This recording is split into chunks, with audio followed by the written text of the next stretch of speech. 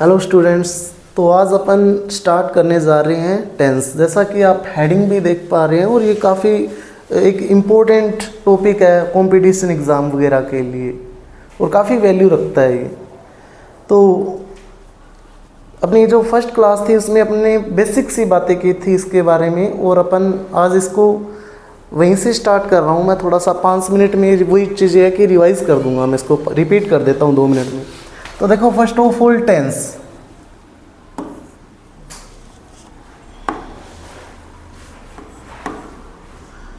तो ये कौन सी लैंग्वेज का वर्ड है? It is a word of Latin language. It is a word of Latin language. कौन सी लैंग्वेज का ये वर्ड है? लैटिन लैंग्वेज का word. And what is the meaning of tense in Latin language? तो इसका मीनिंग क्या है? टेम्पस। कौन सी लैंग्वेज में? लैटिन में। आफ्टर देन इसका इंग्लिश मीन भी कोई होगा, तो वो इंग्लिश मीन क्या है?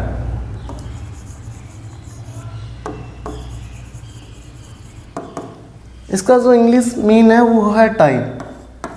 और इसी कन्फ्यूज़न की वजह से मोस्ट ऑफ द स्टूडेंट्स क्या सोचते हैं कि ये टेंस और टाइम क्या होते हैं? सेम होते हैं, जो कि टोटली इनकरेक्ट होता है। रियल में टाइम और टेंस दोनों अलग अलग चीज़ें हैं। अपने टेंस को ही टाइम नहीं बोल सकते। इसी कन्फ्यूज़न क्या होता है उनको कि ये क्या होता है कि टेंस एक लैटिन लैंग्वेज का वर्ड है जिसका टेम्पस मीन होता है और इसी का इंग्लिश में क्या होता है? टाइम मीन होता है। लेकिन इसी कन्फ्यूज़न की वजह से वो इन दोनों को एक मानने लग जाते हैं, जो कि एक है नहीं, दोनों सेम नहीं है। जैसे कि अपनी बात करते हैं वॉच की। वॉच जो होती है वो टाइम को रिप्रेजेंट करती है, टाइम को बताती है। वो खुद नहीं होती है टाइम, वो टाइम को क्या करती है? रिप्रेजेंट करती है। टाइम और टेंस दोनों अपने आप में अलग अलग चीज़ें हैं। जैसे इसको अंदर मैंने PDF भी लगाई है, अलग अलग एक्सप्लेन भी किया हुआ है। जैसे कि देखो कि it is a word of Latin language. Tense क्या है? लैटिन लैंग्वेज का ये वर्ड है। और टेम्पस is the meaning of tense in Latin language. यानी कि इसका क्या मीन है? टेम्पस इसका टेंस का मीन है। और कौन सी लैंग्वेज में है वो? लैटिन लैंग्वेज में है। इसके बाद में time is the meaning of Tempest in English language. यानी टेम्पस का ही मीन क्या है? टाइम है। और कौन सी लैंग्वेज में? इंग्लिश लैंग्वेज में है ये मीन, इंग्लिश में है। इसके बाद में बट नोट लगा के ये चीज़ मैंने लिखी हुई है। वो नोट लगा के क्या बोला हुआ है कि but time and tense are different, we can not say that time is tense. यानी कि हम लोग ये नहीं बोल सकते कि टाइम ही टेंस है, क्योंकि दोनों की दोनों अपने आप में क्या है? सेपरेट चीज़ें हैं, अलग चीज़ें हैं। जैसे एक्सप्लेन करूँ मैं इसको तो देखो कैसे, कि जैसे ये एक सेंटेंस है, इसके अंदर क्या है? टेंस क्या है? देखो, टेंस तो इसे हमारे से पता चल रहा है अपने को क्या है? प्रेजेंट टेंस है। कौन सा टेंस है? Present tense. ये किससे पता चल रहा है? वर्ब की फॉर्म से पता चल रहा है इससे।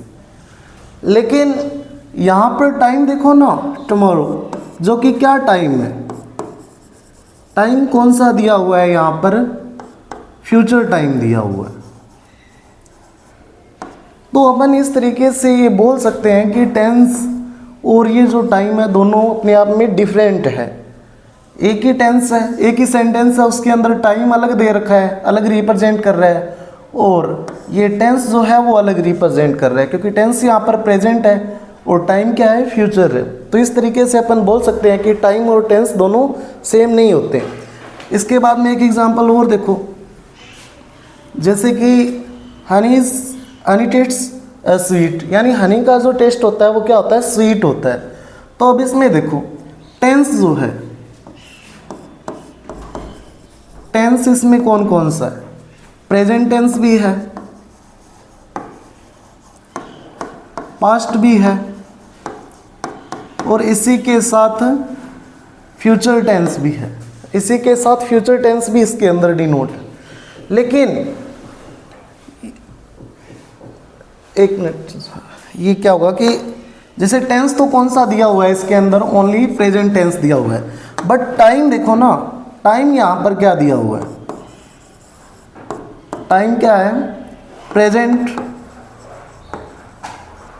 पास्ट एंड फ्यूचर, तीनों टाइम डिनोट कर रहा है इसके अंदर, तीनों के तीनों टाइम है। अब टेंस इसमें कौन सा है, प्रेजेंट है, बट टाइम कौन सा दिया हुआ है, प्रेजेंट भी है, पास्ट भी है और फ्यूचर भी है। कैसे है फ्यूचर, क्योंकि जो हनी है वो स्वीट प्रेजेंट में भी है, पास्ट में भी था और फ्यूचर में भी रहेगा। इसका जो टेस्ट है वो स्वीट ही है और ये पास्ट में भी यही टेस्ट था, प्रेजेंट में भी है और फ्यूचर में भी यही रहेगा। तो टाइम इसके अंदर प्रेजेंट, पास्ट एंड फ्यूचर तीनों के तीनों है। बट टेंस कौन सा दिया हुआ है, V1 प्लस S या ES, कौन सा आ गया, प्रेजेंट। तो यहाँ पर टेंस कौन सा आ गया, प्रेजेंट टेंस आ गया। इसी तरीके से नेक्स्ट एग्जांपल में देखो, जैसे कि यहाँ पर कुड, टेंस कौन सा दिया गया है यहाँ पर, पास्ट, क्योंकि कैन क्या होता है, प्रेजेंट होता है, और प्रेजेंट का कैन का पास्ट क्या होता है, कुड, जो कि क्या होता है, पास्ट। तो यहाँ पर टेंस क्या है, पास्ट है। लेकिन इसके बाद में बात कब की हो रही है, यहाँ पर टाइम कौन सा है, प्रेजेंट।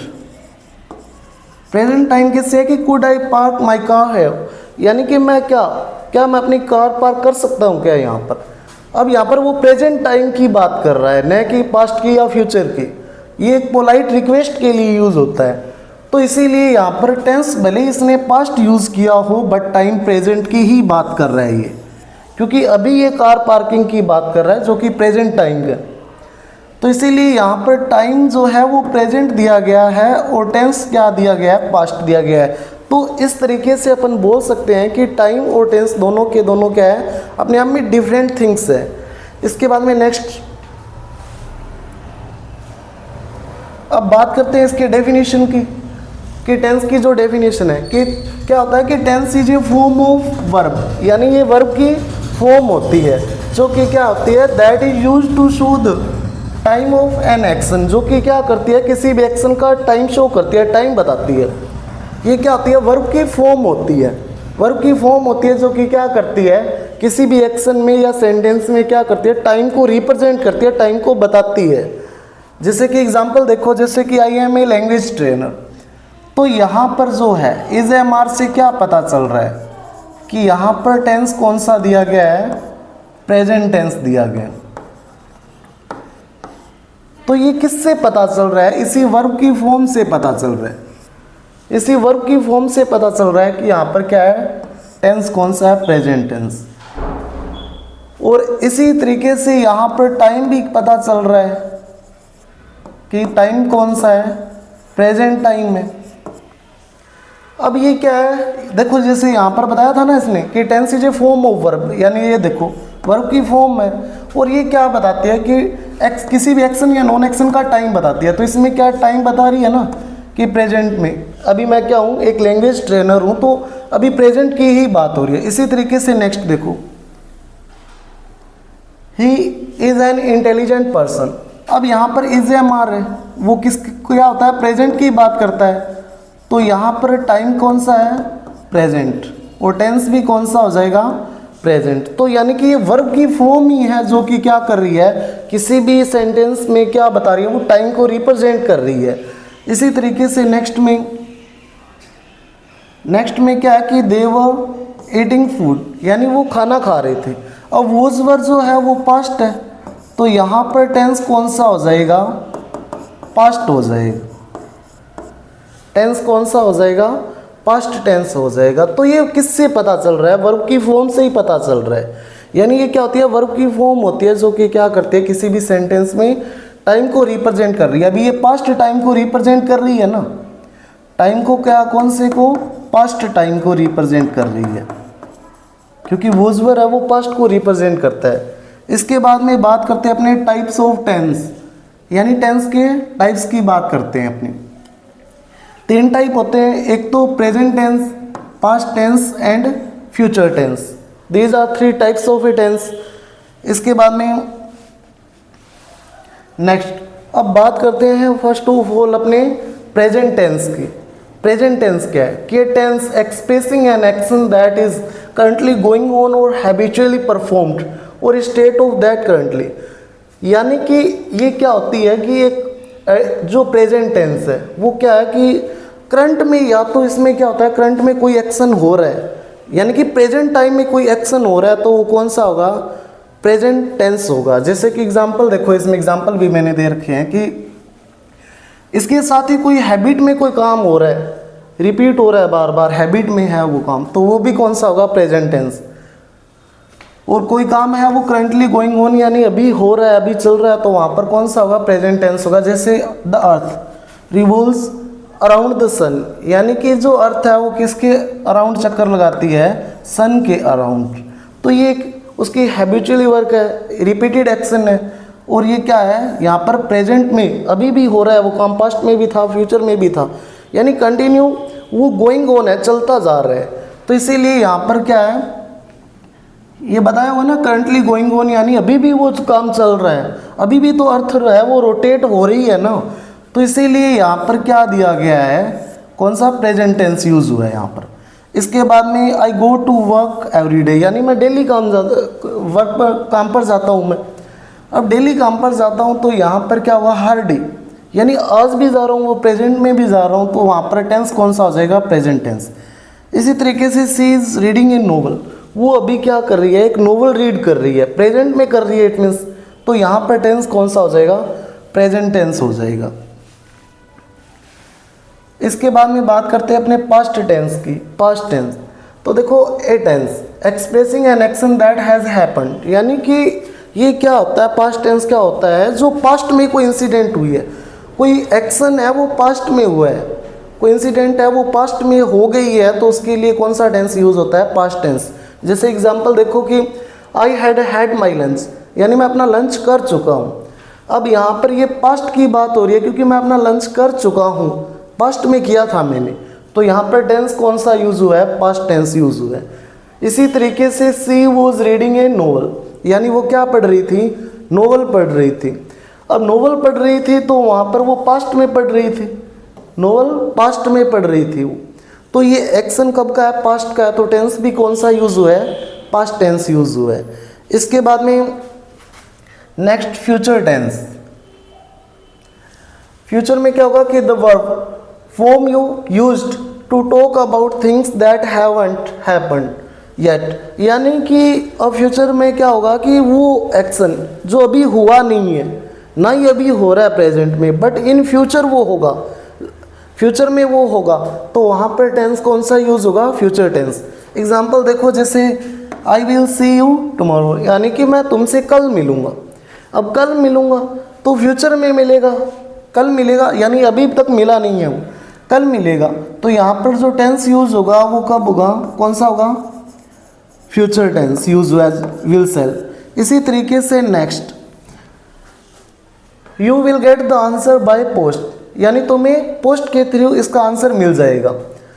तो अब इसमें विल सेल, अब मिल जाएगा तुम्हें, पोस्ट के थ्रू मिलेगा, अभी तक मिला नहीं है, मिलेगा तुम्हें, इट मीन्स इन फ्यूचर मिलेगा, तो यहाँ पर जो टेंस है वो कौन सा यूज हुआ है, फ्यूचर टेंस यूज हुआ है।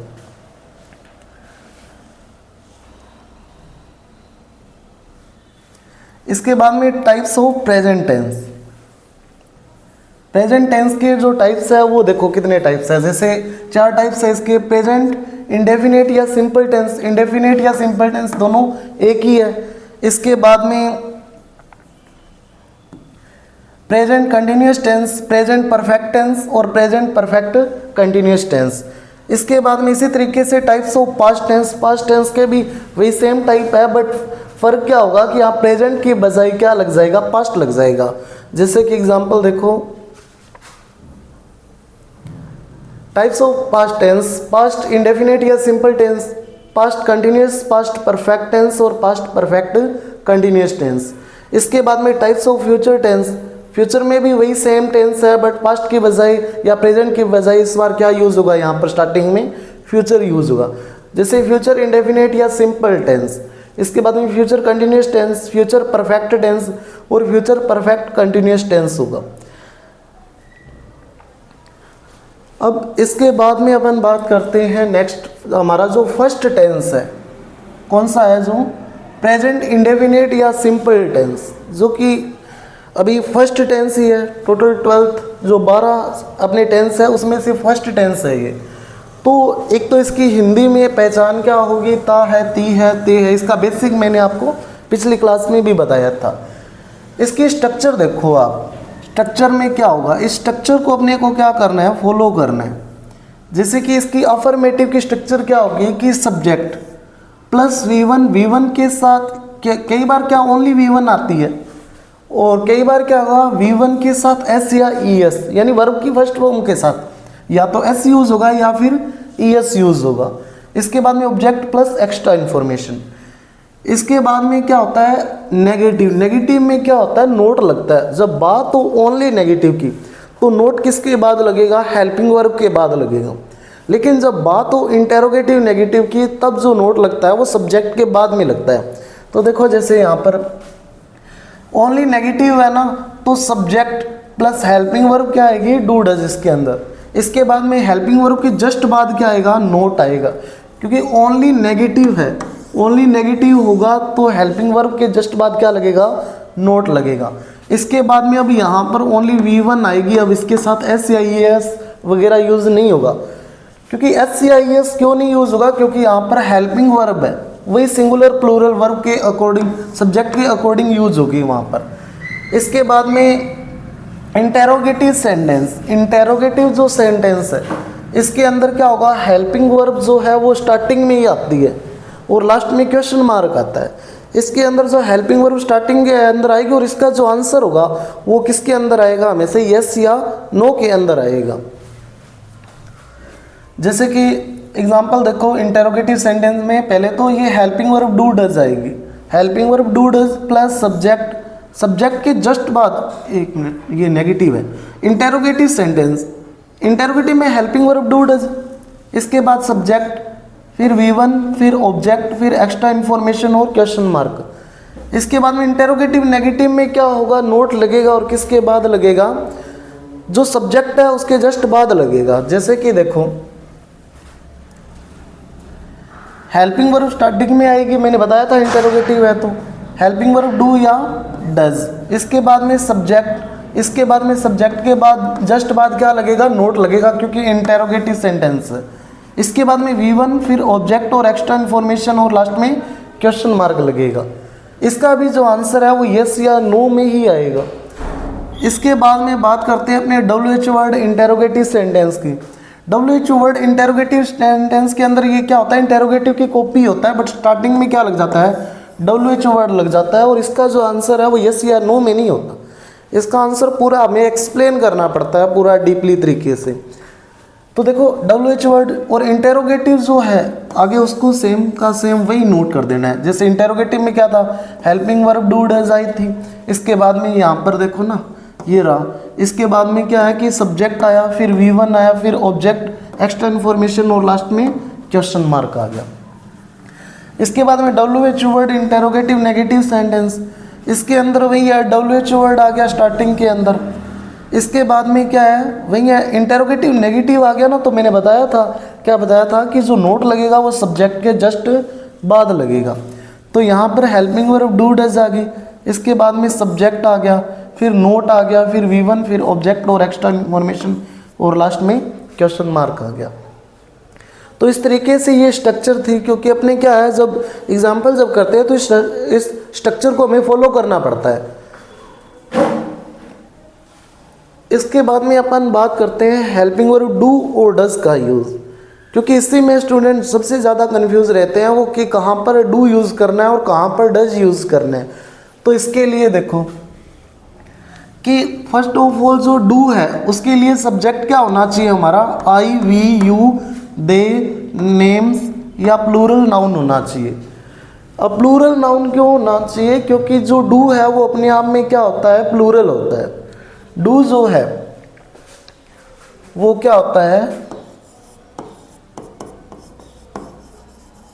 प्लूरल नाउन होता है, सॉरी वर्ब, नाउन नहीं वर्ब।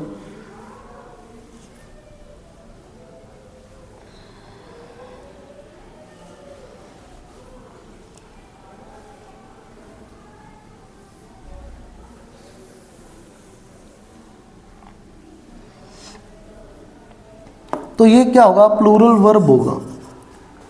इसके बाद में डज जो है उसके साथ क्या यूज होगा,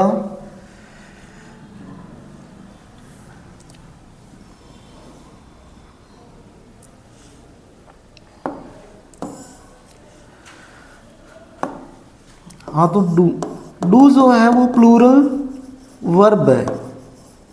इसके बाद में जो डज है, डज जो है वो क्या है, सिंगुलर वर्ब।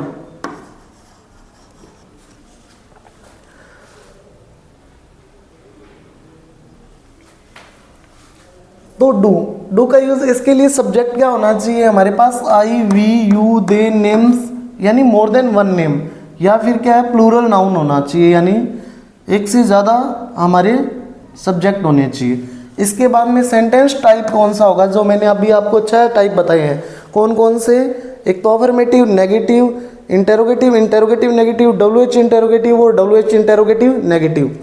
ये 6 टाइप में से क्या होना चाहिए, या तो क्या होना चाहिए नेगेटिव में, और या फिर क्या होना चाहिए इंटेरोगेटिव होना चाहिए।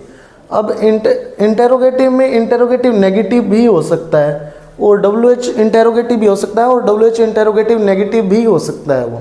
बट ओनली जो अफर्मेटिव है, अफर्मेटिव में ये एज ए मेन वर्ब तो यूज हो सकता है, but as a helping verb use नहीं हो सकता, वो आगे बात करेंगे जैसे कैसे हो। इसके बाद में ओनली V1 के लिए क्या होगा कि अब यहाँ पर आई वी यू दे नेम्स या फिर क्या है प्लूरल नाउन है, तो भले फिर यहाँ पर अफर्मेटिव ही सेंटेंस क्यों ना हो, अफर्मेटिव में भी क्या होगा V1 यूज करोगे आप। इसके बाद में ये अलग अलग टाइप्स बताए हुए हैं। इसके बाद में अफर्मेटिव में ये क्या है कि एज ए यूज हो सकता है मेन वर्ब। डू जो है वो एज ए मेन वर्ब तो यूज हो सकता है, but as a helping verb ये यूज नहीं हो सकता। जैसे हेल्पिंग वर्ब और मेन वर्ब कैसे यूज नहीं हो सकता, जैसे कि एग्जांपल देखो, अपने एग्जांपल से समझ में आएगा। मैं लिख दूं कि आई डू माई वर्क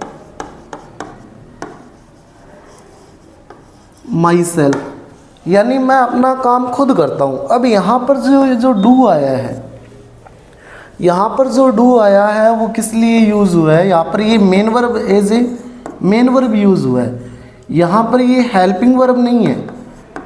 क्योंकि अगर हेल्पिंग वर्ब ये होता तो इसके बाद क्या आती, V3 आती, यानी वर्ब की थर्ड फॉर्म आती। तो अपन इस तरीके से बोल सकते हैं कि जो डू है वो इस अफर्मेटिव के अंदर क्या है, main verb, as a main verb तो यूज हो सकता है, but as a helping verb use नहीं हो सकता। क्योंकि यहाँ पर क्या है, अगर ये हेल्पिंग वर्ब एज यूज़ होता तो इसके बाद V3 की ज़रूरत पड़ती, जो कि इसके अंदर यूज़ नहीं होती है, तो फिर ये क्या हो जाता, गलत हो जाता। लेकिन as a main verb use हुआ है ना यहाँ पर। इसके बाद में अब यूज़ ऑफ डज का यूज़ देखो, डज का यूज़ है वो कहाँ कहाँ होगा। एक तो इसके लिए सब्जेक्ट क्या होना चाहिए, ही, सी, इट, नेम, या फिर क्या होना चाहिए सिंगुलर नाउन होना चाहिए। क्या क्या सब्जेक्ट होना चाहिए इसके लिए, ही, सी, इट, नेम या सिंगुलर सब्जेक्ट होना चाहिए। और सेंटेंस टाइप क्या होना चाहिए, या नेगेटिव में आएगा ये, या फिर इंटेरोगेटिव नेगेटिव में भी आ सकता है, WH इंटेरोगेटिव या WH इंटेरोगेटिव नेगेटिव में भी आ सकता है। लेकिन अफर्मेटिव में इसका जो यूज है वो क्या, एज ए मेन वर्ब तो यूज हो सकता है, but as a helping verb use नहीं होगा। जैसे कि डू वाला जो कंसेप्ट है वो सेम कंसेप्ट इसी में चलता है। जैसे कि एग्जांपल देखो,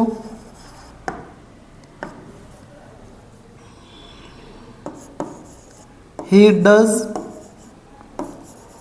हिज वर्क हिमसेल्फ, यानी वो अपना काम खुद करता है, वो अपना काम खुद करता है।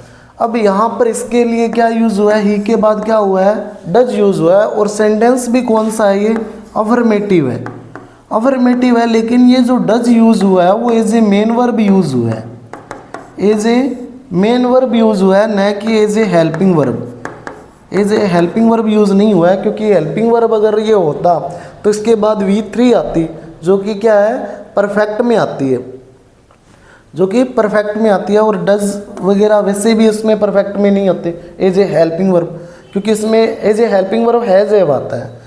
तो यहाँ पर ये कंसेप्ट बताया हुआ है कि डज का जो यूज़ है उसके लिए सब्जेक्ट ये होने चाहिए, सेंटेंस टाइप ये होने चाहिए, और इसी के साथ क्या है कि अफर्मेटिव में यूज़ तो होगा but as a main verb use होगा, एज ए हेल्पिंग वर्ब इसका यूज़ नहीं होगा अफर्मेटिव में। इसके बाद में डू जो है वो प्लूरल है और डज जो है वो सिंगुलर है। अब ये भी मैंने बताया था आपको, बेसिक कंसेप्ट जब करवाए थे मैंने आपको, तो क्या बताया था कि अब अपने जब किसी सब्जेक्ट के साथ SEIS लगाते हैं तो इसके बाद क्या होता है कि वो प्लूरल बनता है, जैसे बुक का बुक्स, ऐसे टेबल का टेबल्स हो जाएगा। लेकिन यहाँ पर तो SEIS यूज़ किया तो इसको सिंगुलर बना दिया, और यहाँ पर हटाया तो इसको प्लूरल बना दिया। तो ये क्या कंसेप्ट था? तो इसके पीछे मैंने क्या रीज़न बताया था आपको, कि नोट डाल के बताया था कि नाउन के साथ SES या IES यूज़ होता है तो वो क्या बनता है, प्लूरल नाउन बनता है। जैसे बुक का बुक्स हो जाएगा, टेबल का टेबल्स हो जाएगा। लेकिन वर्ब के साथ SES या फिर IES जब यूज़ होता है तो वो क्या बनता है, सिंगुलर वर्ब बनता है। तब वो क्या यूज़ होगा, सिंगुलर वर्ब। और ये दोनों की दोनों वर्ब है, तो ये क्या है, SEIS लगाते ये क्या बन गया, सिंगुलर वर्ब बन गई। और इधर जो डू है वो क्या है, प्लूरल है।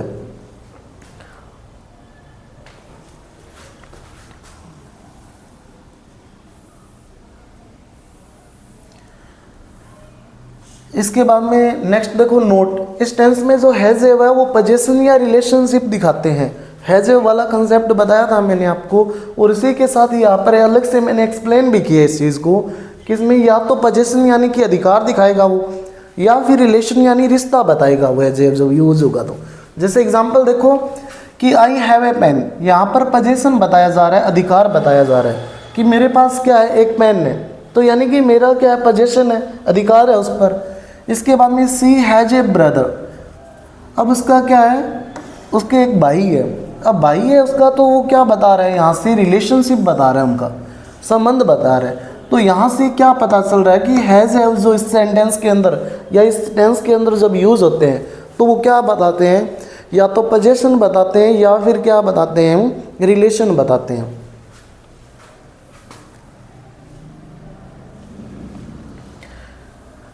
इसके बाद में बात करते हैं अपने कहाँ पर ओनली V1 यूज़ होगी, कहाँ पर V1 के साथ S यूज़ होगा, और कहाँ पर ES यूज़ होगा, और कहाँ पर IES यूज़ होगा। क्योंकि मोस्ट ऑफ द स्टूडेंट्स इसी में कंफ्यूज रहते हैं क्या कि S कहाँ पर यूज़ होगा, ES कहाँ पर यूज़ होगा, और IES कहाँ पर यूज़ होगा। तो इसके लिए क्या है कि यूज हो V1, पहले तो ओनली V1 का यूज़ देखो कहाँ पर होगा। इसके लिए क्या होना चाहिए, subject I we you they names, या फिर क्या होना चाहिए, प्लूरल होना चाहिए। सब्जेक्ट क्या होना चाहिए, आई वी यू दे नेम्स, या फिर क्या होना चाहिए, प्लूरल। तो क्या यूज़ होगा, ओनली वर्ब की फर्स्ट फॉर्म। अफर्मेटिव की बात कर रहा हूँ मैं, इसके अंदर अफर्मेटिव के अंदर ही ये कन्फ्यूज़न होता है कि कहाँ S यूज़ होगा, कहाँ ES यूज़ होगा, और कहाँ IES यूज़ होगा। तो जब उसके अंदर ओनली क्या है कि क्या आ जाए, सब्जेक्ट क्या आ जाए हमारे, आई वी यू दे नेम्स, या फिर प्लूरल आ जाए नाउन, तो क्या आएगा वहाँ पर, ओनली वर्ब की फर्स्ट फॉर्म। एग्जाम्पल मैं करके लिखवा बता देता हूँ यहाँ पर, जैसे कि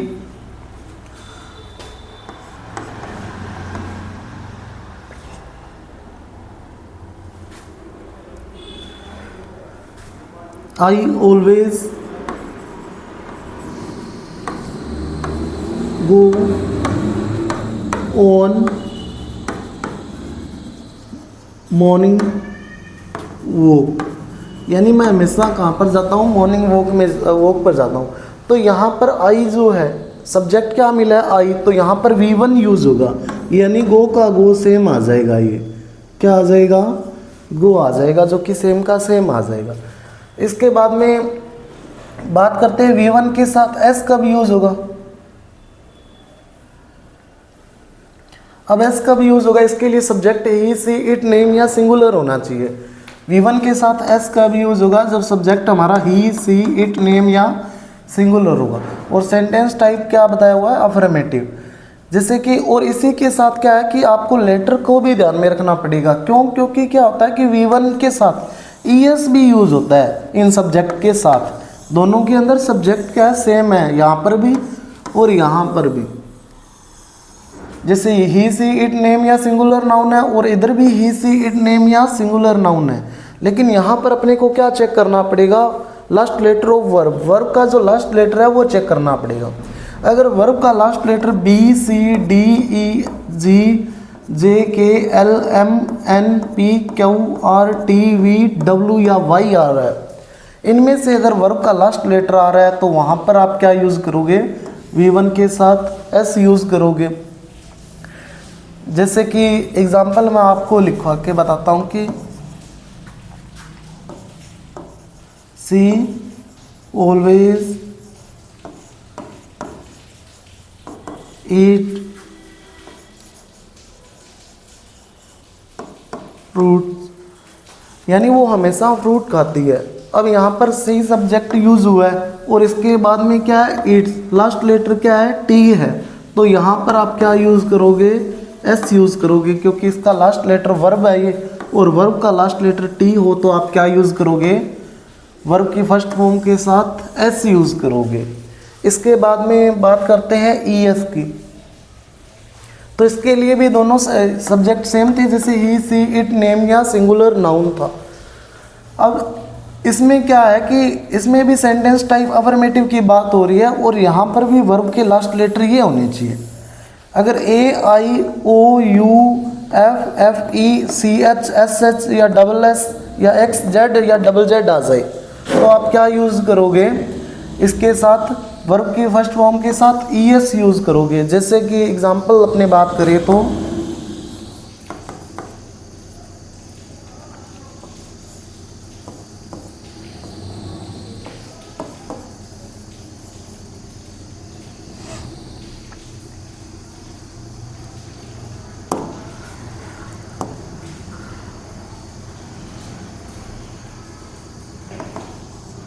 सी जनरली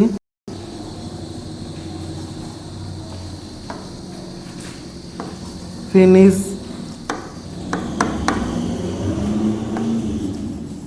हर वर्क। अब यहाँ पर फिनिश है ना, तो इसके अंदर एस एच आया है लास्ट में, और जिसके लास्ट में एस एच वगैरह हो और सब्जेक्ट सी हो तो वहाँ पर आप क्या यूज़ करोगे, ई एस यूज़ करोगे। क्या यूज़ करोगे, ई एस यूज़ करोगे। तो यहाँ पर क्या बन जाएगा फिर, ये फिनिशेस बन जाएगा। तो वहाँ पर क्या लग जाएगा, ई एस लग जाएगा, और ऊपर वाले एग्जाम्पल में मैंने क्या बताया था, यहाँ पर क्या लगेगा, एस लगेगा। दोनों का रीज़न मैंने बता दिया, सब्जेक्ट दोनों के अंदर सेम है, बट चेक क्या करना था हमें, वर्ब का लास्ट लेटर चेक करना था। इधर टी था तो एस लग गया, और इधर क्या है, एस एच था तो ई एस लग गया। दोनों के अंदर डिफरेंस पता चल गया। इसके बाद में बात करते हैं अपने नेक्स्ट, वर्ब का जो लास्ट लेटर अगर अपना वाई है तो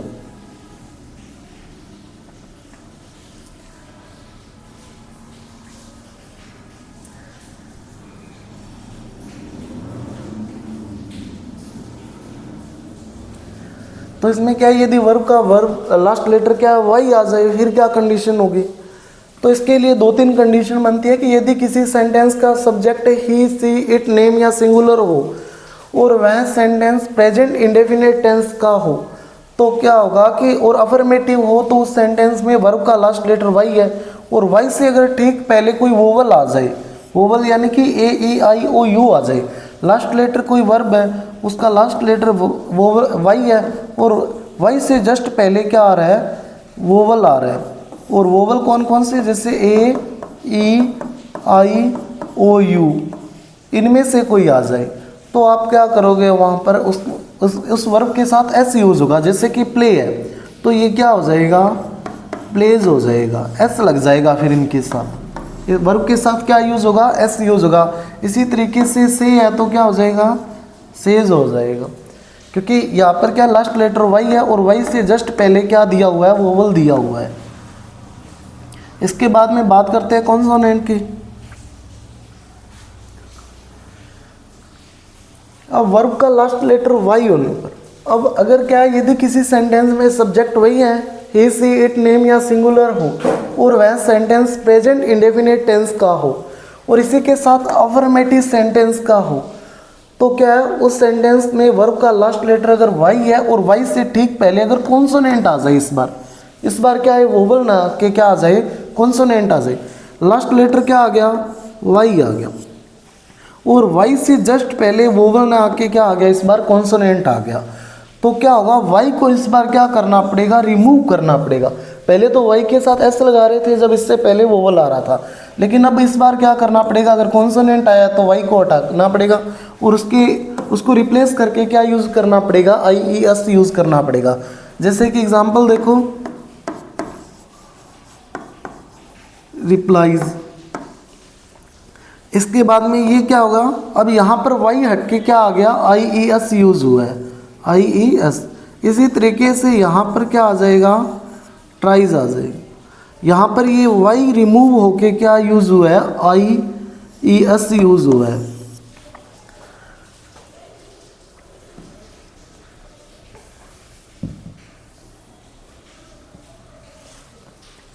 इसके बाद में बात करते हैं इसकी कीज़ की। इसको एडवर्ब या कीज़ भी बोलते हैं, जो कि क्या क्या है, जैसे कि हार्डली हो गया, क्योंकि आइडेंटिफिकेशन तो इन्हीं से होगी ना इसकी, कि जैसे हार्डली हो गया, स्केर्सली हो गया, बेयरली हो गया, हैबिचुअली हो गया, ऑलवेज हो गया, यूजुअली हो गया, कॉमनली यानी कि आमतौर पर, या फिर क्या होगा सामान्यतः, generally, rarely, regularly, eventually, daily, often, seldom यानी सेल्डम क्या था, कभी कभी, नेवर यानी कभी नहीं, एवरी के बाद क्या मिलेगा आपको, टाइम मिलेगा, और टाइम में क्या मिलेगा एवरी के बाद, जैसे day, night, week, month, year, decade, century, ये मिल जाएंगे आपको। इसके बाद में इसी तरीके से ईच भी है, ईच के बाद क्या मिलेगा, टाइम, और टाइम में वही है day, night, week, month, year, decades या सेंचुरी। डिकेड क्या होता है, पीरियड ऑफ 10 ईयर्स, ये क्या होता है 10 साल का टाइम पीरियड होता है। और इसके बाद में क्या मिलेगा आपको, वंस के बाद में क्या मिलेगा, a day, a night, a week, a month, a year, a decade या ए सेंचुरी। ट्वाइस के बाद भी ये सेम चीज़ें मिलेगी। इसके बाद में ऑन प्लस टाइम मिलेगा, जैसे संडे, मंडे, ट्यूसडे। इसके बाद में ऑन प्लस फेस्टिवल आ जाएगा, फेस्टिवल नेम आ जाएगा, जैसे होली आ गया, दिवाली आ गया या क्रिसमस आ गया। तो इस तरीके से ये क्या रहेगी, इसकी कीज रहेगी, जिनसे अपने को टेंस पता चलेगा कि कौन सा टेंस है यहाँ पर।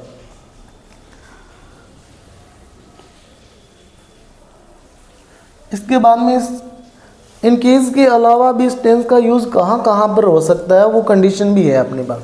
जैसे कि फर्स्ट ऑफ ऑल कौन सा है, यूनिवर्सल या इटर्नल ट्रुथ, यानी सार्वभौमिक सत्य। अब सार्वभौमिक सत्य में क्या होगा, यानी कि दुनिया में कहीं भी चले जाना, आप किसी भी कोने में चले जाना, वो हमेशा क्या रहेंगे, ट्रुथ ही रहेंगे, सच्चाई ही रहेंगी।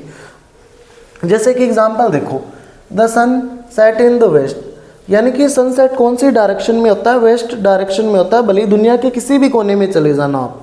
तो ये क्या है कि यूनिवर्सल ट्रुथ है। अब यूनिवर्सल यानी सार्वभौमिक सत्य है, तो यहाँ पर क्या होगा, प्रेजेंट इंडेफिनिट टेंस यूज होगा। और प्रेजेंट इंडेफिनिट में मैंने कंडीशन क्या बताई थी, अगर वर्ब सब्जेक्ट हमारा सिंगुलर हो तो वर्ब भी क्या आनी चाहिए, सिंगुलर आनी चाहिए। एक चीज़ ध्यान रखना, जब सब्जेक्ट सिंगुलर होगा तो क्या होगा, वर्ब भी सिंगुलर यूज होगी।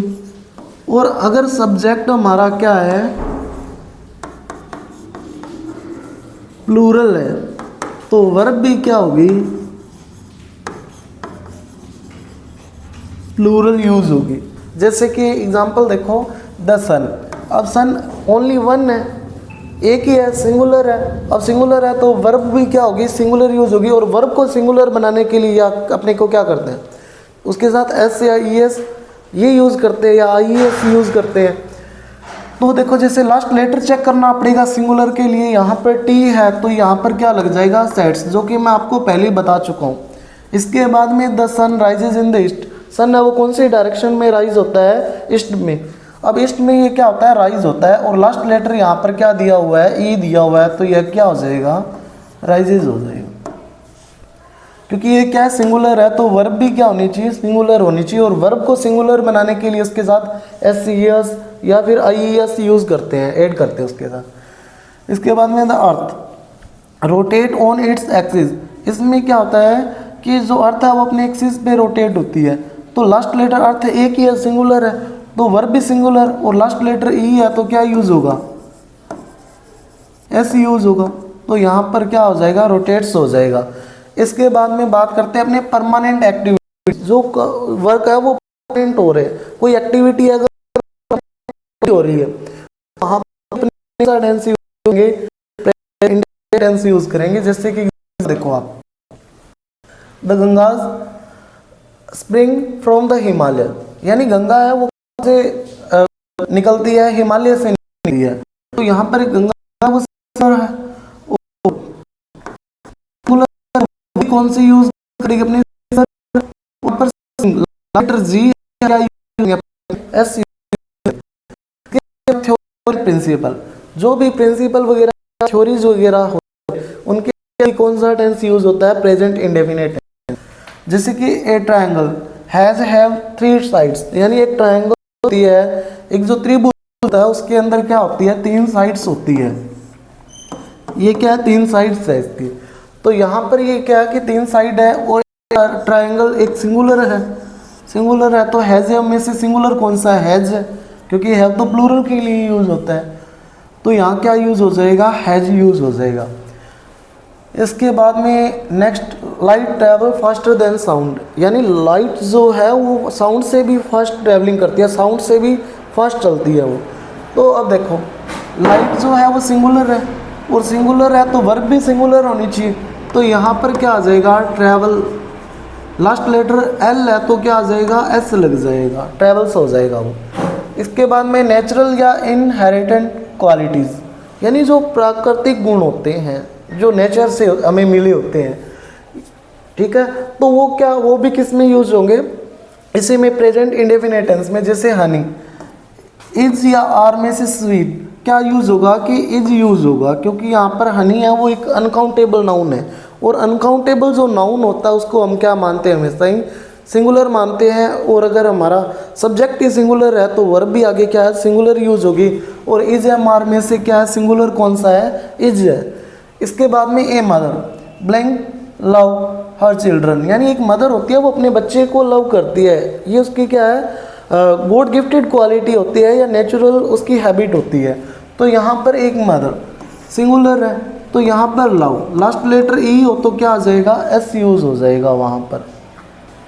इसके बाद में प्रोफेशनल एक्टिविटीज़, यानी जो हमारे प्रोफेशन से रिलेटेड होती है, तो उसके वो भी किस में यूज़ होगी, प्रेजेंट इंडेफिनिट टेंस में यूज़ होगी। जैसे एक कोबलर, एक जो मोची होता है वो क्या मेंट करता है, शूज़ को मेंट करता है। तो देखो यहाँ